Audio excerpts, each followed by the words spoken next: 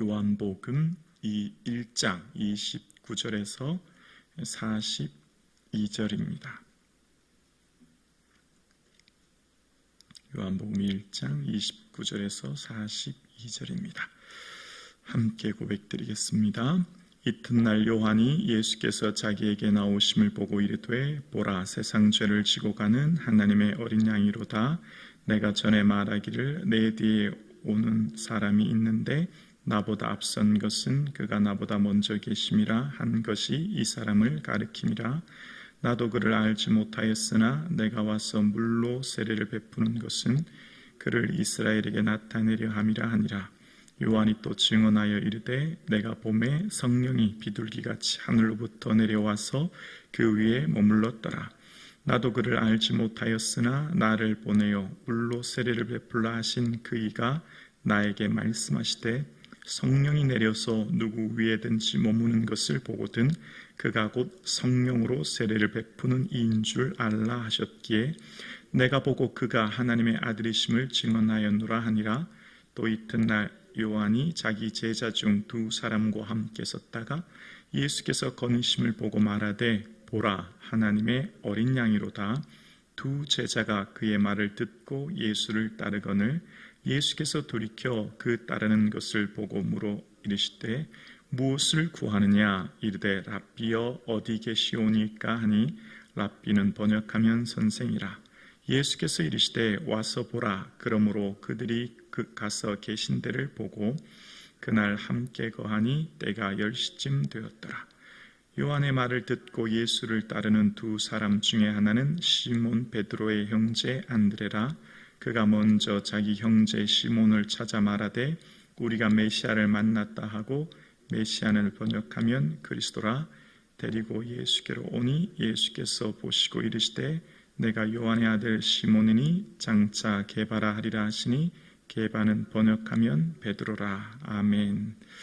우리 신년 예물 드리신 분이 계셔서 잠깐 기도드리겠습니다.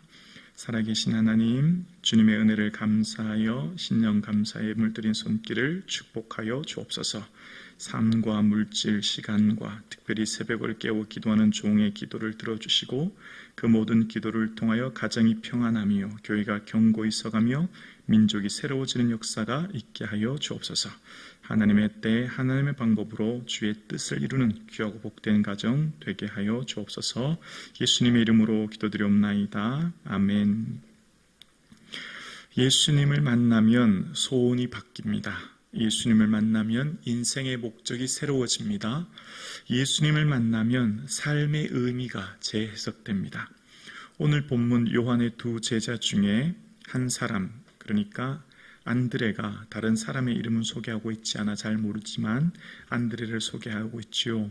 자, 그러면서 그 안드레가 이제 베드로를 예수님께로 데려오는 내용이 나와요. 그리고 그 안드레가 예수님께 왔을 때 너희가 무엇을 구하느냐? 너 뭘 원하니? 라고 했을 때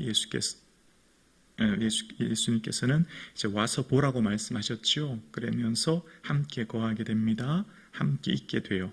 그래서 함께 있음으로써 이제 랍비, 선생이라고 불렀던 이들이 안드레가 이제 메시아, 내가 메시아를 만났다라고 고백하게 되고, 그리고 그 형제 베드로를 예수님께로 데려오는 모습이 나옵니다. 그러니까 예수님을 만났을 때 이제 그 메시아라고 고백되는 모습이 나타나게 되고, 그와 함께 이제 예수님께서는 베드로에게 베드로야, 너 게바가 될 거야, 그렇게 말씀하세요. 게바는 바위이거든요.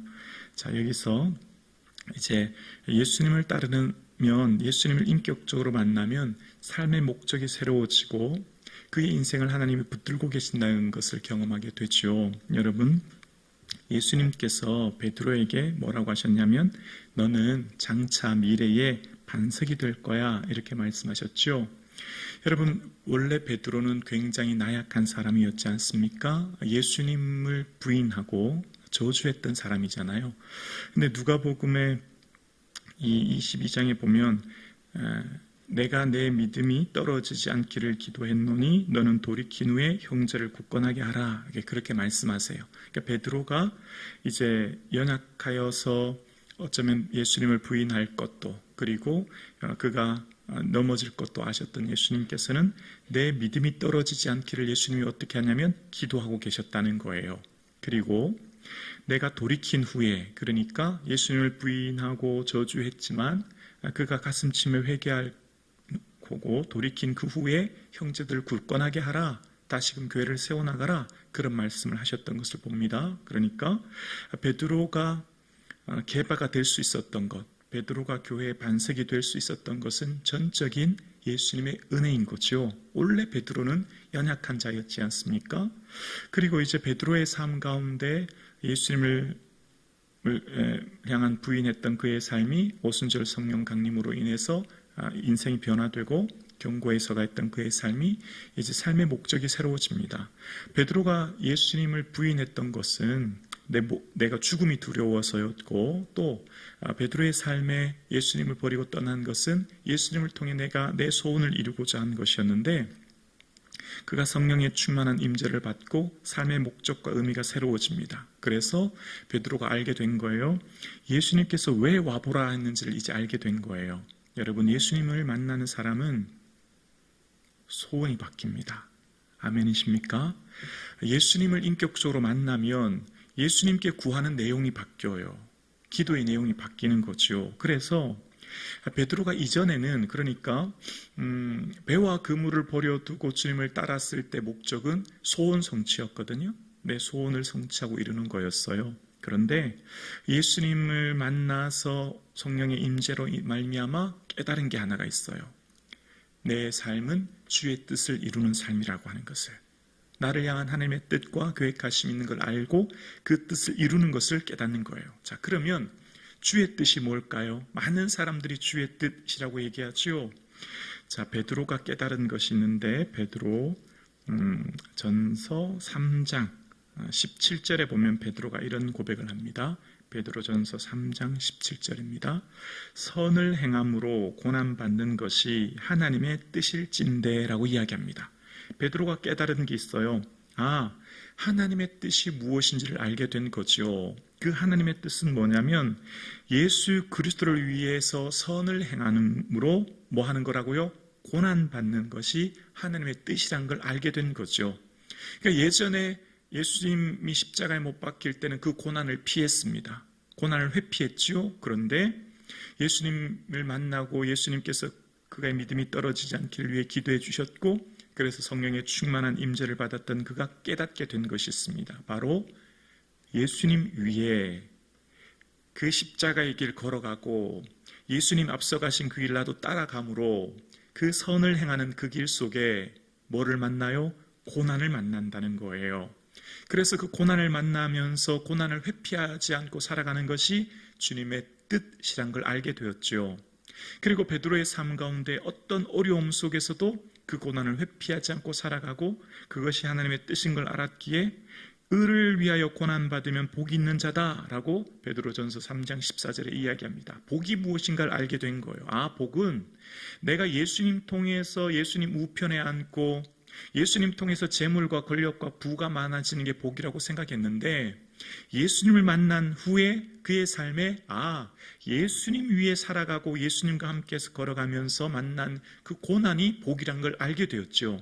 그래서 베드로의 삶 가운데 주님께서는 그가 돌이킨 후에 형제들을 굳건하게 하라 말씀하신 것처럼 베드로의 인생에 남은 인생을 어떻게 살아야 될지를 알게 되었는데, 그래서 베드로는 베드로전서 4장 2절에 그런 얘기를 합니다. 하나님의 뜻을 따라 육체에 남은 때를 살게 하려 함이라. 이제 내가 육체에 남은 시간, 내가 삶의 의미는 하나님의 뜻 이루기 위해서, 하나님의 뜻을 이루는 것, 곧 내가 예수님의 제자가 되어서 어떤 고난도 회피하지 않고 살아가는 것, 그게 삶의 의미가 되었다라고 고백하는 것입니다. 여러분, 우리가 예수님을 처음 만나는 사람, 예수님에게 간구하고 구하는 사람들은 처음 초신자일 때, 그러니까 믿음이 성숙하지 못할 때는 예수님께 나오는 모든 사람들은 인생의 문제, 인생의 결핍, 인생의 어쩌면 어려움 때문에 예수님을 나오지요. 그것이 건강이나 자녀의 문제나 삶의 문제를 통해서 예수님께 그것을 해결하기 위해 나오지 않습니까? 예수님을 인격적으로 만나면 알게 되는 게 있습니다. 이 땅에서의 인생이 전부가 아닌 것을요. 그리고 예수님을 통해 만난 인생은 하나님 나라의 소망을 품게 되죠. 그리고 우리의 삶은 하나님 나라의 영광을 위해 사는 것을 알게 되어지고, 그래서 예수님 가신 그 길을 나도 걸어가는 것, 참 제자의 길을 걸어가게 되죠. 그래서 그 제자의 길을 걸어가는 일 속에서 때로는 어려움과 문제가 있지만 그 고난받는 것이 하나님의 뜻임을 알기 때문에 내 모든 것 잃어버려도, 심지어 목숨마저도 주를 위해 기꺼이 포기할 수 있는 것, 그 삶을 살아가는 것이 참 제자요 주의 뜻임을 알아 그 길을 걸어가게 되는 것입니다. 그래서 베드로는 개바가 된 거예요. 반석이 된 거죠. 주께서 그의 삶을 교회의 반석으로 세우셨던 거죠. 바로 주는 그리스도시요 살아계신 하나님의 아들입니다 라고 하는 고백을 하게 되고, 그 고백의 기초 위에 교회가 세워지게 된 것입니다. 오늘 함께 예배드리시는 저와 여러분의 삶에 2025년 하나님의 뜻을 이 땅에 이루는 저와 여러분의 삶 되기를 주님의 이름으로 축원합니다.